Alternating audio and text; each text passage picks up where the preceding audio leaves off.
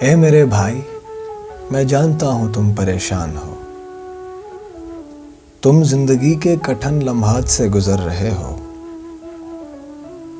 زندگی کی تلخیاں تمہیں اندر سے کھا رہی ہیں، ایک ایک لمحہ تمہیں عذاب لگ رہا ہے، مگر سنو، زندگی بہت حسین ہے۔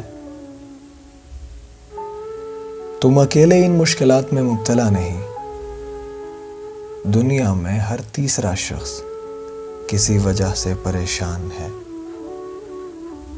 اسے بھی یہی لگ رہا ہے کہ یہ دنیا ایک عذاب سے کم نہیں ہے، لیکن حقیقت اس کے برعکس ہے۔ پروردگار کی طرف سے عطا کردہ یہ زندگی ایک حسین تحفہ ہے،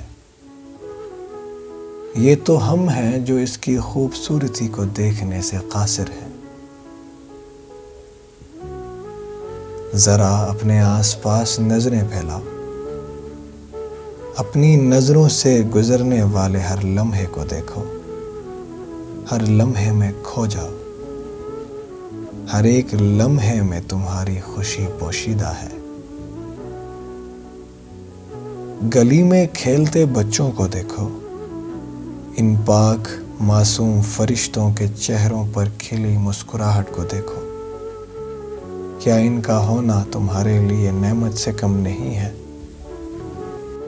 تم پر جان چھڑکنے والی تمہاری ماں، اس کے چہرے پر جھلکتی ہوئی محبت کو محسوس کرو، کیا یہ شفاف محبت پروردگار کی طرف سے ایک نعمت نہیں ہے؟ اور تجھے کیا چاہیے؟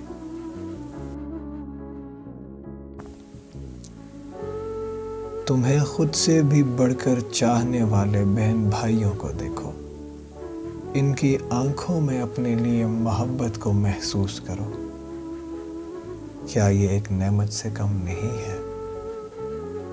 میں جانتا ہوں تم پریشان ہو، لیکن ہماری زندگی دکھ اور غموں کے لیے بہت مختصر ہے۔ اس بات کو سمجھو، اپنے دکھ، اپنے درد پروردگار کے حوالے کر دو، وہی ہے جو ہر چیز پر قادر ہے۔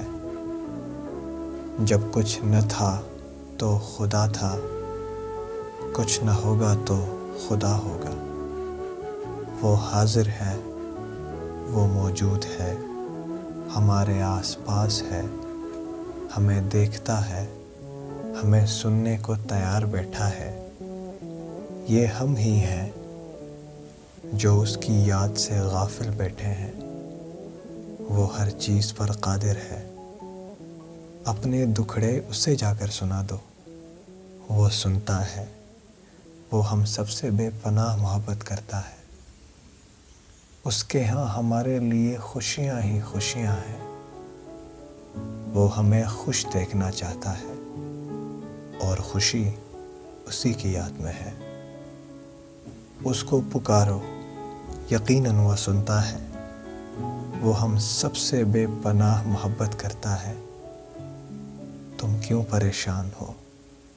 اپنی زندگی خالق دو جہان کے حوالے کر دو، اور پھر دیکھنا یہ زندگی کس قدر حسین ہے۔